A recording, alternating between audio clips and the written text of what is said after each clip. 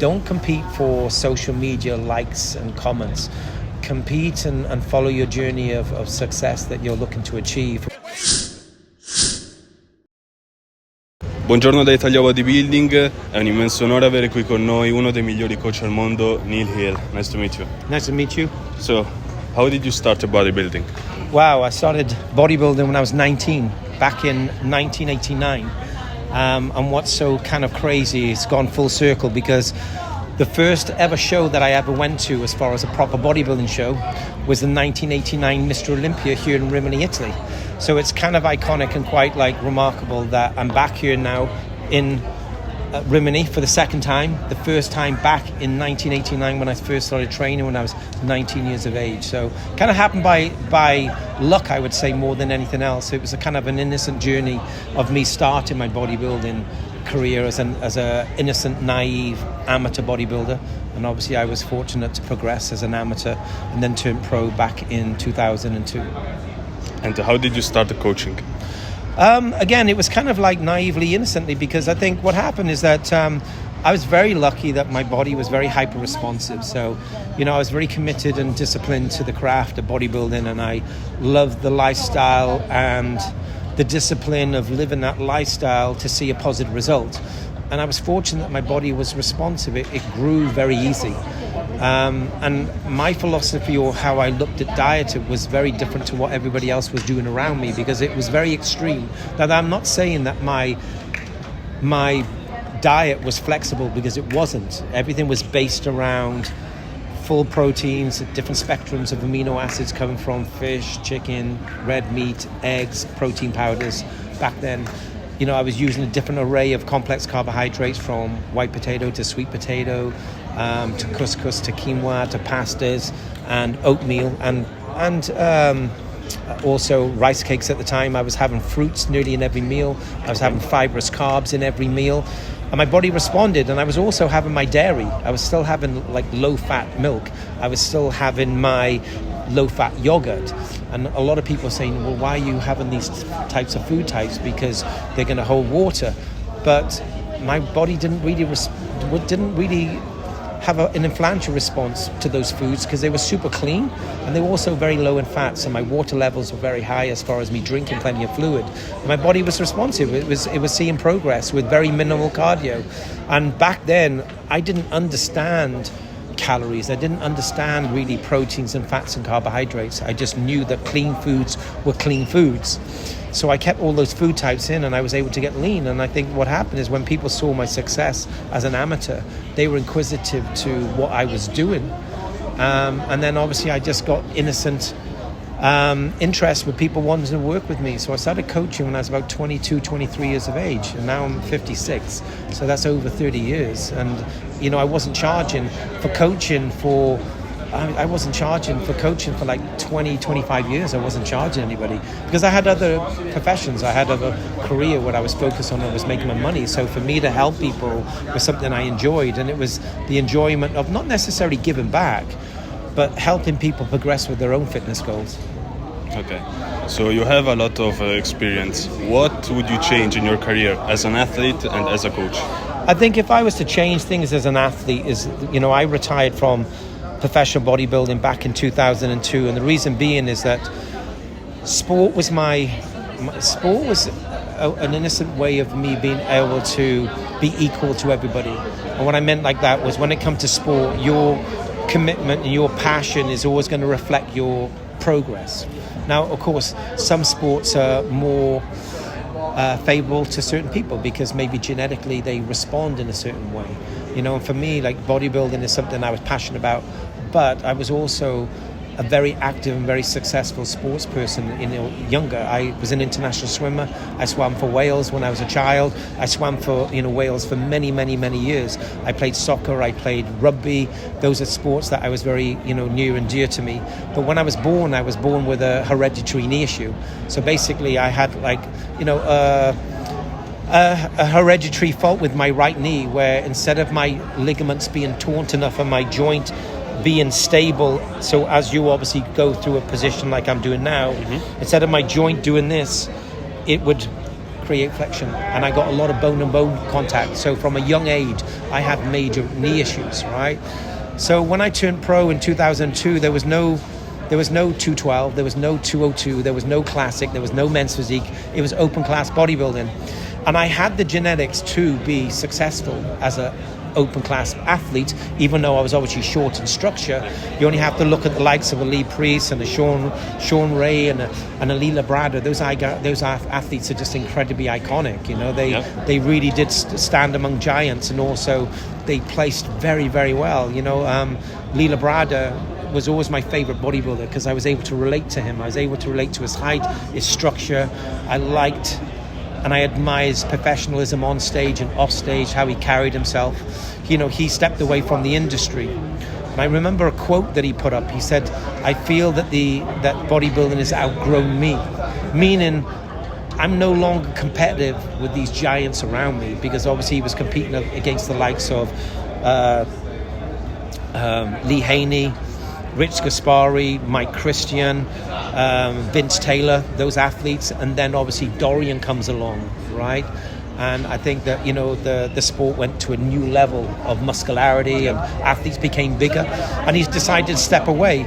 Well, for me, I knew I had the genetics to put that muscle on, but my knee was never going to be able to sustain that weight and load in the gym, and the extra weight was creating a lot of trauma for me on an everyday process. Just because if somebody has a joint related issue, weight and load tends to make that issue become even more accelerated in the sense of it like a disadvantage. So I decided to stop competing, and I decided to stop training.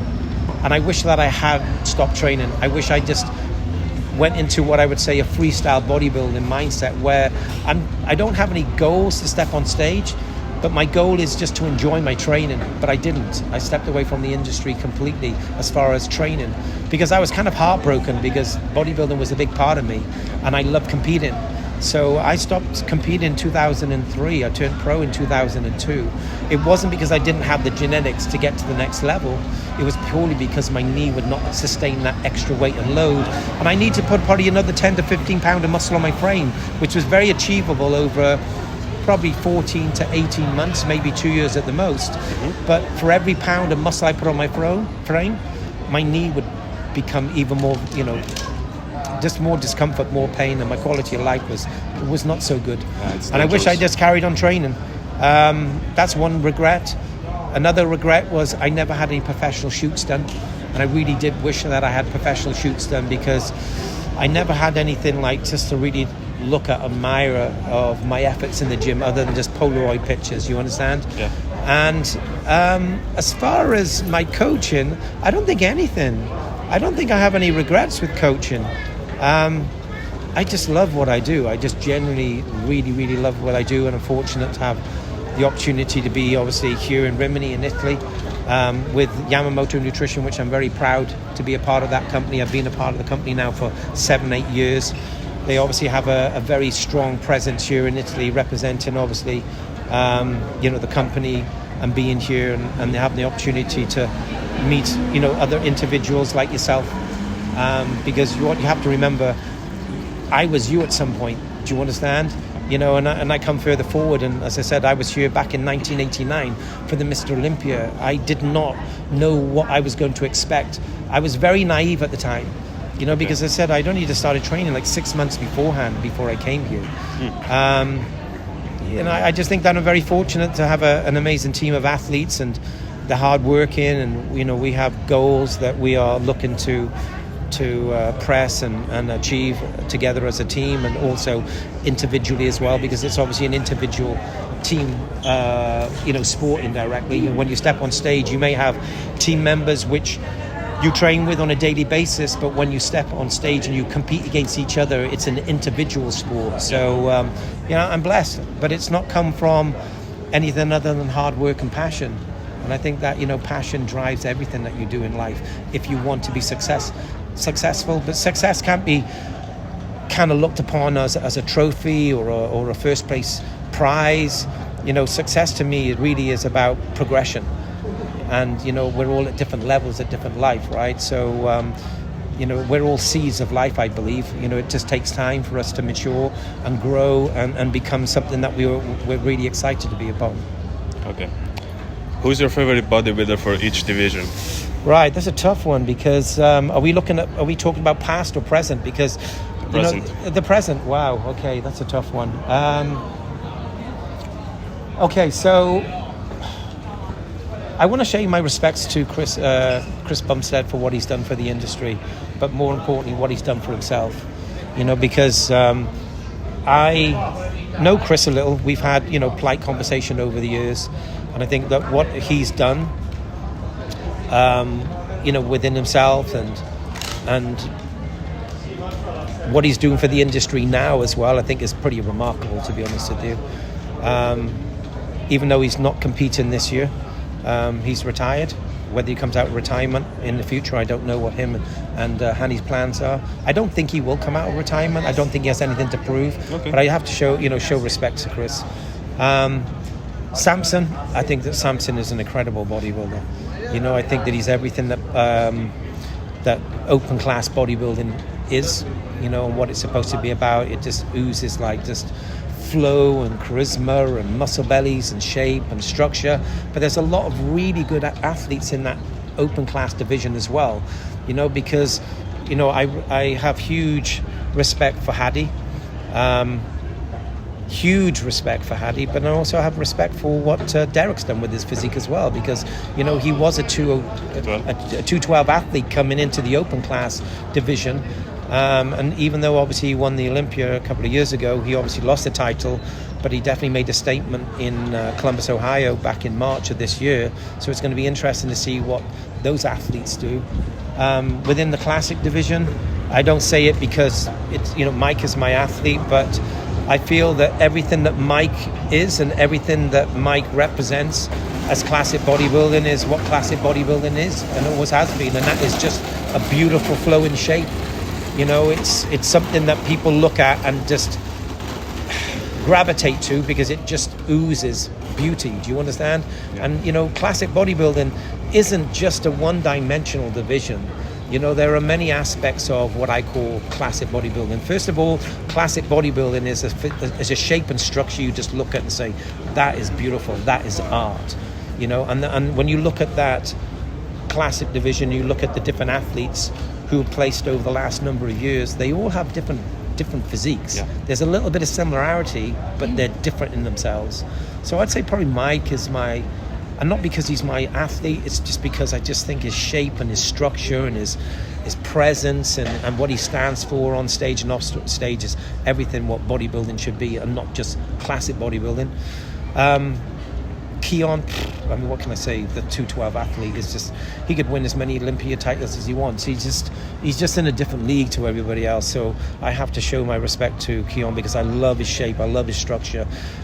He's a hard worker. Huge shout out to him and Patrick.